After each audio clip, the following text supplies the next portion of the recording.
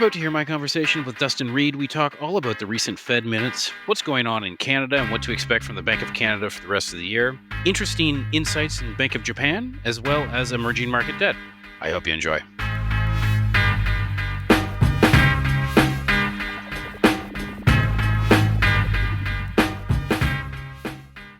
This podcast is for informational purposes only.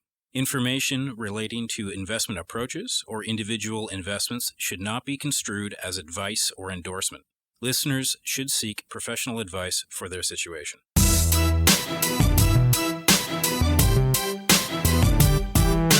Welcome to Market Exchange, a podcast from Mackenzie Investments. My name is Matthew Schnurr, and I'm delighted to be back with our chief fixed income strategist, Dustin Reed. Dustin, welcome back. Hey, Matt. Great to be back here with you. I'd love to start the conversation today talking about the recent Fed minutes that have come out and maybe get your perspective on the non-farm payrolls as well that has recently come out. But why don't we start with Fed minutes? What was interesting that caught your eye from the minutes? You know, the Fed minutes can sometimes be interesting, a lot of times not. I would say this week's Fed minutes were probably more interesting than usual. Not only, I would say, probably with the detail that was in the minutes themselves, but obviously we've been in a bit of a data vacuum here on the government shutdown, although the government's obviously reopened, U.S. government's obviously reopened here in the last week or so. So these minutes were for the October FOMC meeting, and you and I talked a little bit here after the FOMC meeting around some of the interesting things. And one of the interesting things coming out of that meeting was the Powell comment during the press conference, which effectively said that his analogy: if you're driving in fog, you should slow down. And the minutes from that meeting really amplified or underlined that comment from Powell from back in real time during the press conference from the October FOMC meeting. You could really see that there are, I would say, at least two camps, maybe three, within the Fed becoming a bit more divided, maybe a bit more bifurcated. Those looking to cut and those looking to hold rates. And we know in the 3 weeks or so since the October FOMC meeting that the chorus, which is another term that Powell actually used during the press conference himself, but the chorus from various Fed members, both participating and voting, have become more amplified for keeping rates on hold for the December FOMC meeting. So the minutes really amplified that, and you saw a relatively significant change in market pricing of around 6 basis points on the day, 5 or 6 basis points in terms of Fed funds futures for the December meeting on the Wednesday when the minutes were released. And I think that's pretty important. So people at the time in real time back in October were caught a bit off guard by Powell's pushback on market pricing, which was, I think, 21 basis points for December at the time. And Powell, like you and I talked about, really went out of his way to say, no, like we really not only haven't made a decision, as we never do, pre-committed for the next meeting, but this time I'm really, really serious. And you can tell from the minutes that, why he said what he said, because the committee is growing more and more divided. So I think that's really important in terms of the narrative and in terms of how the market and how people should look at, I would say, not only December, but also going forward beyond December into early 2026. Maybe just to follow up on that, so you sort of emphasized the divergence of two, maybe three camps within the Federal Reserve. Curious, do you think this is a moment in time thing, or like paradoxically, could this weaken the next Fed chair because you have sort of the split in opinions where historically the Fed chair has had consensus and people fell in line? Yeah, you're right. I think, traditionally, particularly the governors who sit in DC, kind of federally on the board, vote in line with the chair. And, I think like you and I talked about last time, I think the last three meetings, there's been a dissent, which is a lot historically. I mean, it doesn't sound like a lot, but just traditionally for the Fed, it is a lot. And when I look ahead to the December meeting, where we've had this September NFP data this morning, we can chat about that in a sec if you want. But when I look ahead to the December FOMC meeting, I was looking for a cut. And it's not necessarily because of the NFP data that we got this morning, but it's really the culmination of all the language, really starting with the press conference from the FOMC meeting in October that we're talking about, but all the language that we've had since then in the last 3 weeks has pushed me, and I changed the call late last week or early this week, actually looking for no cut by the Fed in December. And I think that I would expect that there's going to be, if the Fed does not cut in December, we could actually see three dissents, maybe even four, which would be either historical or very, very close to historical. Because I think Moran would dissent. I think Waller would dissent. Bowman will probably dissent, but possibly not. And then the district Fed president for Kansas City would probably also dissent. So you see three or four, including maybe two or three from DC, from the board itself, actually dissent. That would be pretty significant. So to your question, kind of new times, fresh times. Moran is obviously throwing a little bit of a wrench into that, but it's not only that, right? Like Waller, I think, who is like an exceptionally good macroeconomist, really sees things a certain way. And he is very, including his most recent speech in the last few days, he's really advocating for cuts based on the labor market and the fact, I would say, his view that inflation is not materially moving higher and the tariffs are a one-time price level adjustment higher.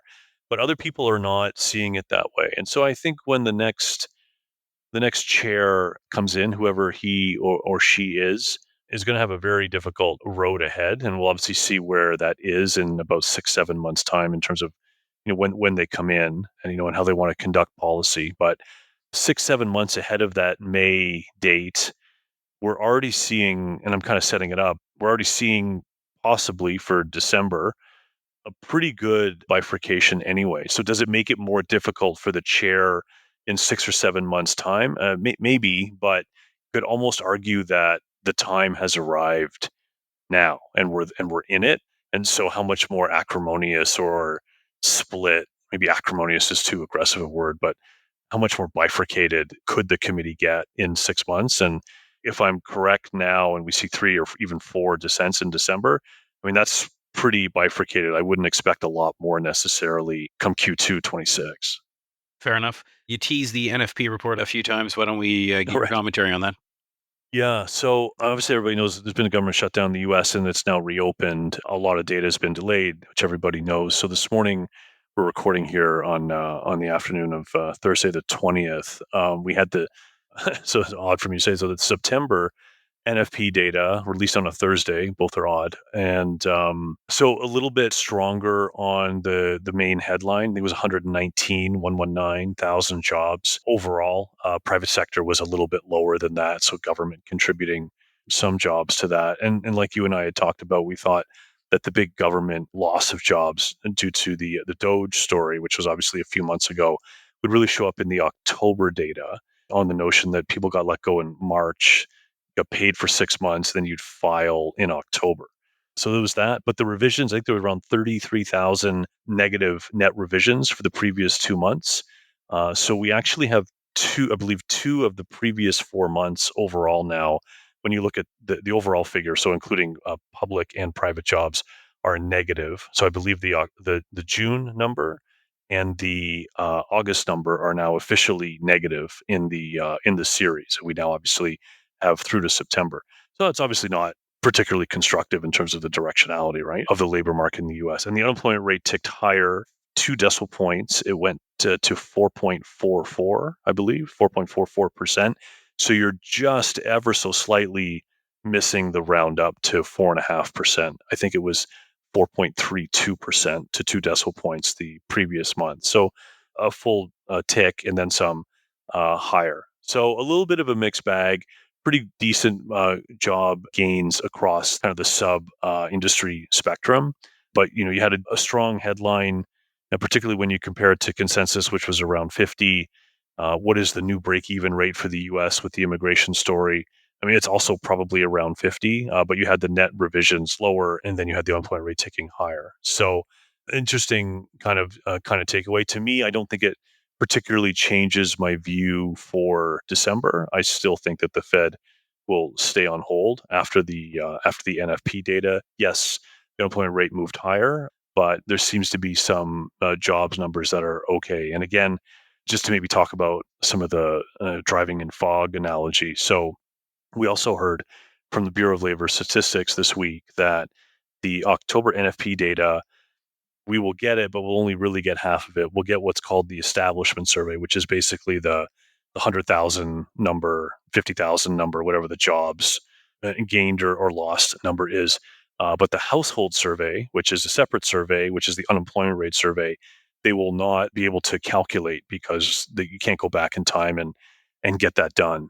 Firms can send it in. So we will get the October establishment survey when they release the November data, the November NFP data. They're obviously still sitting here in November, so it hasn't been done yet. But the November data will not be released on the usual first Friday of the month of December. It'll be released a couple weeks later. And that's important. So we won't get the half of the October data or all of the November data until after the December FOMC meeting. So that means that today's September NFP report, the one that we got, 119,000, is the last one that the Fed is going to see before the December FOMC. Now, clearly, there are other strands of data, ADP data, some of the claims data, both initial and continuing, and a number of other series, kind of more minor series. But I think when Powell, and I'll go back to it again, not to repeat, but this driving in fog analogy, if I take that literally, is the fog thicker, thinner, or the same? I would say, given what BLS is doing or not doing, really, with respect to the NFP data, it probably means that the fog is a bit thicker, and that generally would mean if you're taking Powell literally, then you got to slow down even more. And so that also helps shape my view, and one of the reasons why I flipped a bit from the looking for a cut in December to looking for a hold in December. And I don't think that the Fed is necessarily done. I do think that the Fed will come back once more in early 26 for one more cut. But I think we're looking at a skip, maybe a skip two meetings, but let's say skip one meeting and coming back in January here in terms of the next cut. And that could be it for this part of the cycle for the Fed. Maybe one more question on the states before we leave. Another, I guess, thickening of fog, if we're going to stay with Mm, that analogy, yeah. component is Trump announcing a plan to potentially mail out $2,000 to most American citizens based on the tariff revenue that was brought in. What's your view on that? Do you think that this is likely to pass, and what would be the impact on, I guess, the Fed trajectory and potentially inflation? It's a great question. It's definitely been topical over the last almost 2 weeks since it came out. The first thing I would say is Trump's approval rating is not particularly strong at the moment, and the midterms are coming up in November. I mean, it's almost a year away to be fair, but November of 2026. And I'm sure the people around Trump are looking at ways to improve the rating, on paper and in the press ahead of that. And one of the ways to do that is to spend money on programs or get money directly to people's pocketbooks. And I think this $2,000 check idea is part of that plan. Now, there's been a number of discussions around it, both from Trump, or iterations around it, maybe is a better way to say it, from Trump and from Treasury Secretary Besson. The latest I've seen effectively is still 2,000 from Trump, but it could be a Q2 event, which would make sense if you're kind of lining it up for a November vote. And then Treasury Secretary Besson has also talked about maybe not everybody, and Trump originally said everybody but high income earners. Besson has started to talk about people earning less than $100,000. So that's a significantly less percentage of the taxable population, so to speak. And Besson has also talked about the idea of, well, we're still figuring it out, and maybe some of that $2,000 may have already been paid already through the One Big Beautiful Bill Act (OBA) from the summer, in the form of tax cuts that have already been granted, but are really taking effect in 2026 when we'll really see the fiscal stimulus on the back of those tax cuts. So I think something is going to happen. I don't think it's $2,000. I think it's less. And I think some of it may be kind of already baked in the cake from the One Big Beautiful Bill Act, OBA. It's probably a combination thereof. Is it going to be people earning 75,000, full, and then graduated up to 150 and then nothing above 150? mean, I don't know, but something like that is more likely than not. The one thing I would also add here, actually, two things. One is, I mean, anything's possible, I guess, in this administration, but this really needs to be an act of Congress. And taxing and spending really is the domain of Congress as per the Constitution. Could Trump write an executive order and do it? I mean, I've spoken with a few people and they kind of reluctantly said literally what I just said. Yeah, I guess anything's possible, but it would be breaking new ground. I mean, it really, an executive order to do that seems extremely unlikely in my view, from my, experience and knowledge in the US. It really needs to get through Congress. So that adds a whole nother layer. So that's one. Two, some of this money, maybe all of this money, is supposed to be coming as a result of the very large amount of tariff revenue that the US has been collecting for the duration of the year, for the duration of 2025. Well, that money, it was really meant to be offsetting the tax cuts from the One Big Beautiful Bill Act. And so if that money is then reappropriated to taxpayers, and I saw, I did not do this study, but I read this, so I can't quantify it myself. But if everyone on 100,000 gets 2,000, it more than exceeds the amount that the government has taken in from tariffs year to date so far. And so, if that money was supposed to be used to offset to help balance the budget, at least a little bit from that perspective, and it's taken away and given to taxpayers, while that's great from a consumption perspective, it doesn't do a lot for being fiscally prudent. And you would see a bigger budget deficit. And a bigger budget deficit in this market is going to be noticed and probably penalized by the bond market. I mean, I don't want to say bond market vigilantes, but it would potentially be an event for the back end of the yield curve, and that has consequences across all asset classes. So I think it's an important topic. A, does it happen? B, if it does, how much and how? And then C, where does it get taken from? And if it kind of goes through all those things like I just described, then you could see what I would just simply call a negative reaction for U.S. fixed income at the long end. And of course, as yields go higher, valuations get more stretched for high beta assets like credit and equities, and that would I would think that would also be problematic. So we need to keep an eye on this story and how it evolves here over the coming quarter or two. Great. Let's turn to Canada. We had a recent CPI number out. Anything in there? And then also just love an updated view on expectations for Bank of Canada.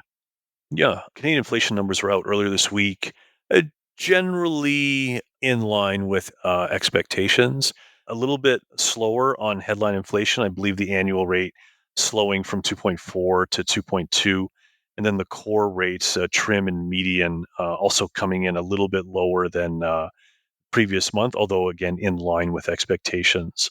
Energy prices really, this I would say two stories. Energy prices on headline, allowing the annual rate to slow, and I would say that shelter prices were somewhat surprisingly, particularly given what we're hearing kind of anecdotally in the housing market. Shelter prices were somewhat surprisingly strong, kind of keeping the core side a little bit higher. I don't think it necessarily changes anything for the December Bank of Canada meeting. We have not been looking for the bank to cut rates, Bank of Canada to cut rates at the December meeting for a while, and there's nothing in the CPI report to me that would change that view. The market, after a couple of strong labor market prints here domestically in Canada, somewhat surprisingly, a couple of prints above 60,000 each, and pretty tame inflation numbers have really flattened out the Bank of Canada pricing for the next year or so.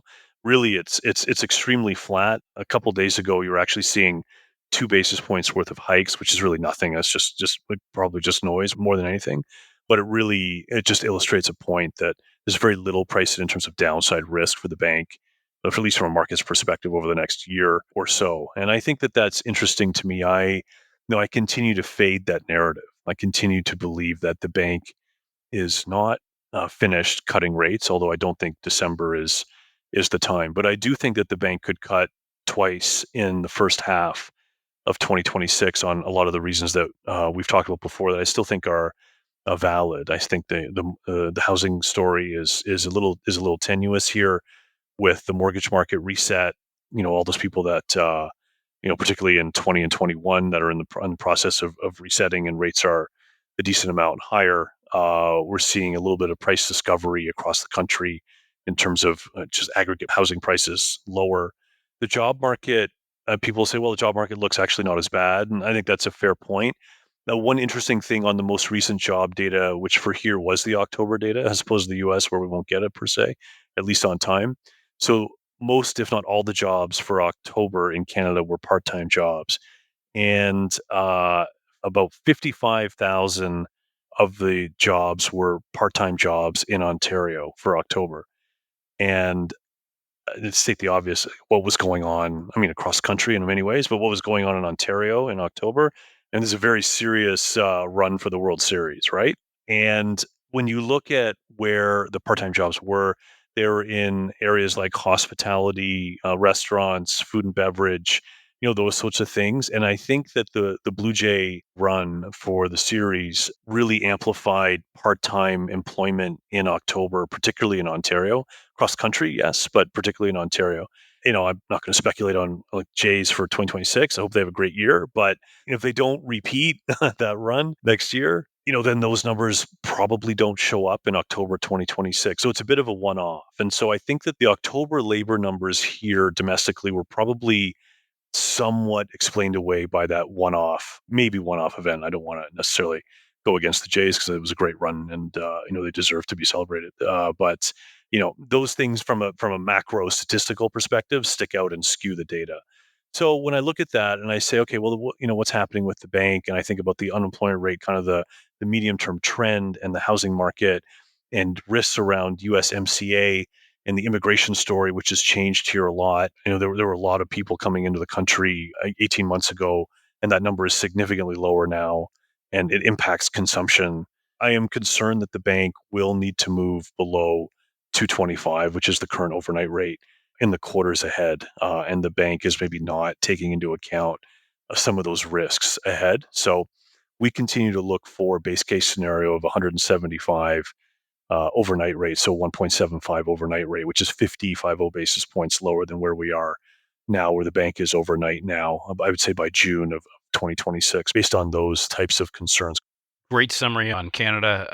I'm also glad that the Jays were weaved in there to, benefit the economy as Yeah, well as just delight audiences. Why don't we move to Japan very quickly? You had mentioned in the pre-call that there's interesting things going on in Japan. Love to get your take and what you were referring to there. yeah, for sure. And not to go backwards, but you remember the Taylor Swift economy, right? Yeah, right. And Beyonce. Right. Yeah, yeah, So, like, you had it in various cities in the US. There were a number of dates here last year. You sure. could kind of see it. So when you talk about the Jays run in October, and there are many dates, and obviously even the away dates, people would go out and Yeah, watch it at restaurants. So it's not that much of a stretch, in my opinion, right? You yeah, kind sure. of remember when you remember the Taylor Swift effect. So Yeah. kind of an interesting thought. Yeah, so Japan is an interesting story here right now, and it's worth, I think, our listeners and investors just keeping an eye on it. So the couple of things happening. So domestically, there's been a new prime minister in Japan. She won the LDP, which is the ruling party. She won the nomination for the ruling party and then became prime minister. Quite nationalistic and quite wanting to spend and build infrastructure and do tax cuts. And we see similar policies like that, all over the world to various degrees.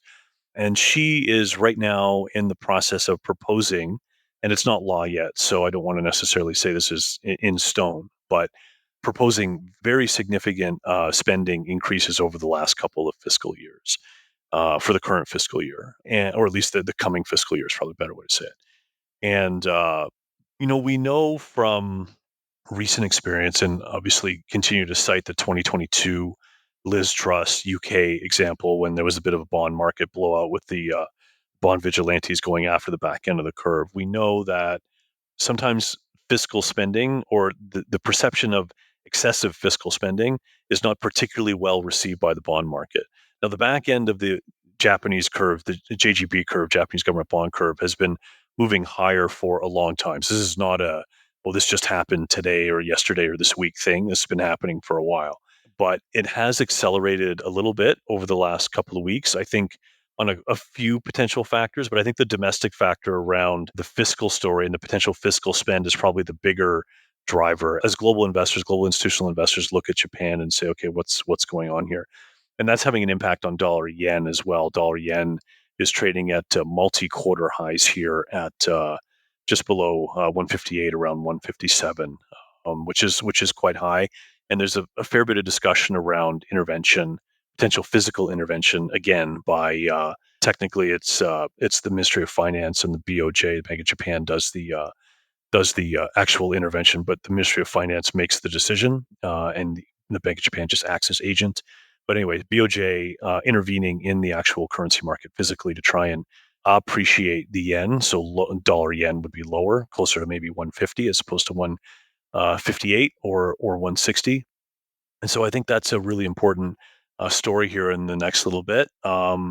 Again, it shows to me. I mean, the Japan stuff is important, and we are underweight Japan in our global funds from versus a benchmark perspective. So that's worked out okay. But this is important because it again shows that, to me anyway, this thematic that anything that's seen as a fiscal overspend or the perception, maybe it's true, maybe it's not, but the perception of a potential fiscal overspend is going to get noticed by global macro markets and in particular global fixed income markets and investors.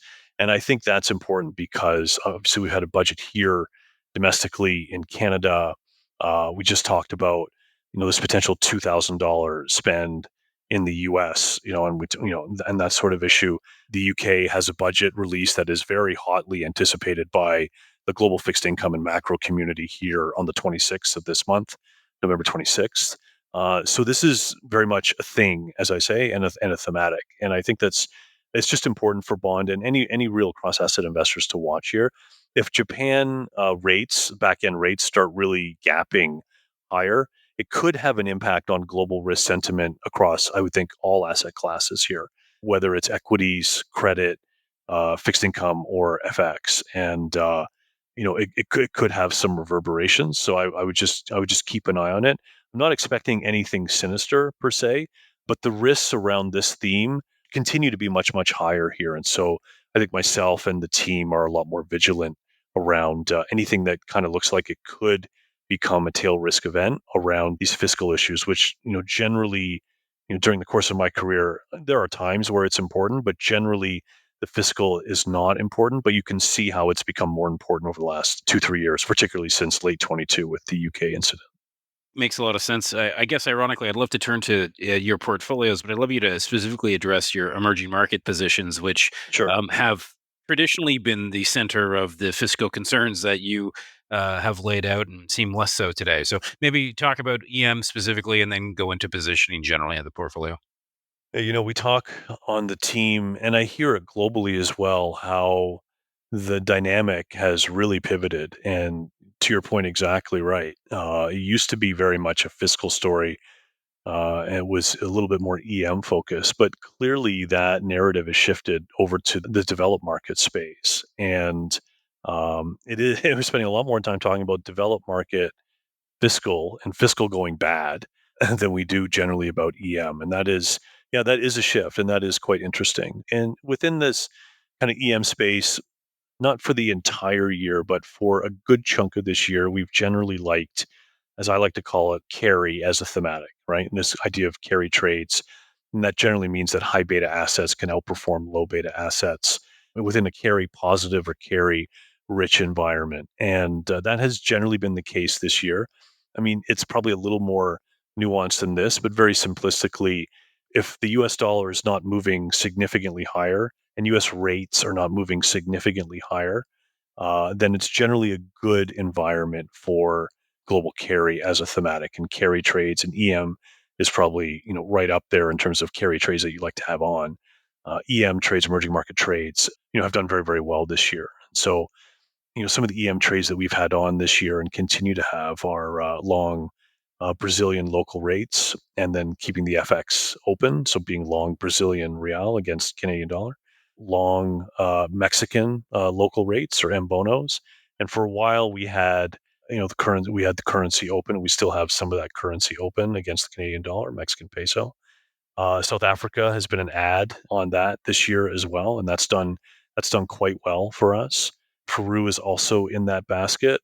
We had Indonesia on earlier this year, but it's off. So I would say kind of the four big ones for us right now are Brazil, Mex, Peru, and South Africa. And when you look at like, just take let's take Brazil just as an example. So Brazil overnight rate, the central bank rate. So Bank Canada overnight rate is 2.25%. The overnight rate in Brazil is 15%, 1.5. Right. Right. So the curve is much, much higher, right? And the inflation rate is, not Canada levels, but it's around 4 or 5%. So you're looking at 900 or 1,000 basis points of real carry in Brazil. So do you want to capture that? How yes or no? If yes, how much risk do you want to have on? How much idiosyncratic, risk do you feel that you can handle around Brazil? In Brazil's case, it's politics, fiscal, a little bit of trade drama, some commodities, all that stuff. And of course, from more my perspective, is the global carry thematic going to continue, right? Is that environment going to continue to be, rich for, or the right place for these carry trades to continue? Will people want to be comfortable taking that extra risk and being short low yielding assets and long high yielding assets? And I've generally thought, yes, it's probably a good environment for that for the majority of the year.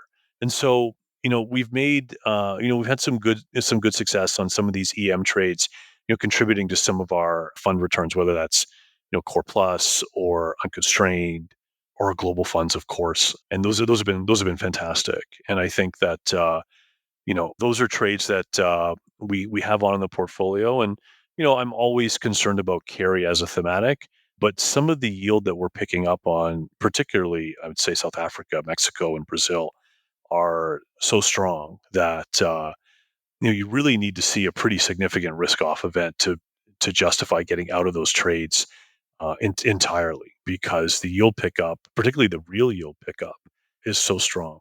So those are kind of in many ways, some of the focus trades that we have on in the more macro-oriented portfolios. On the kind of Canada U.S. side, as we've talked about a couple of times, probably we've been a little bit more neutral on U.S. duration here for the last little bit.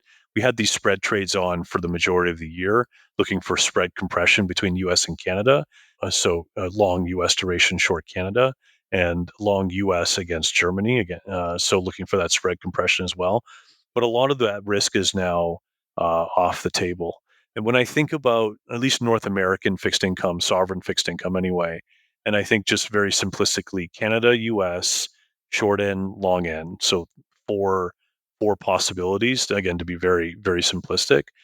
And kind of going back to our Canada conversation a couple minutes ago, I think the short end of Canada continues to look very attractive here. If the market continues to not price Bank of Canada cuts as we do, and we can see 50 basis points worth of easing by Q2 of 2026, that is not in the price. And so the front end of the Canadian curve, I believe, would need to adjust lower by a not insignificant amount.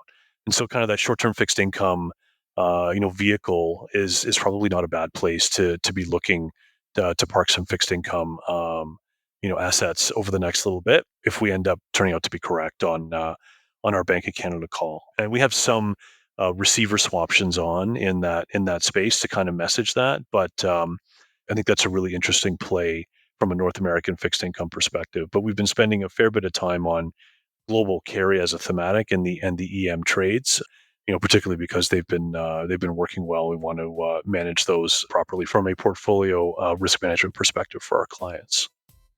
Well, thanks so much, Dustin, for walking through that. Very insightful, as always. And I look forward to our next conversation. Same here. Thanks very much for having me on.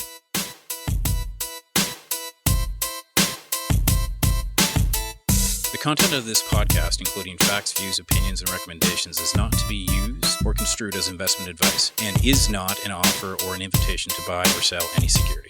The content of this podcast should not be relied upon for any purposes, and Mackenzie Financial Corporation is not responsible for any reliance upon it. This podcast includes forward-looking information that reflects our current expectations or forecasts of future events. Forward-looking information is subject to risks, uncertainties, and assumptions that could cause actual results to differ materially from those expressed herein.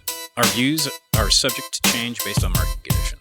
Commissions, trailing commissions, management fees, and expenses may be associated with mutual fund investments. Please read the fund facts and prospectus before investing. The indicated rates of returns are historical annual compounded total returns, including changes to unit values and reinvestment of all dividends or distributions, and does not take into account sales, redemptions, distribution, or optional charges or income taxes payable by any security holder that would have reduced returns.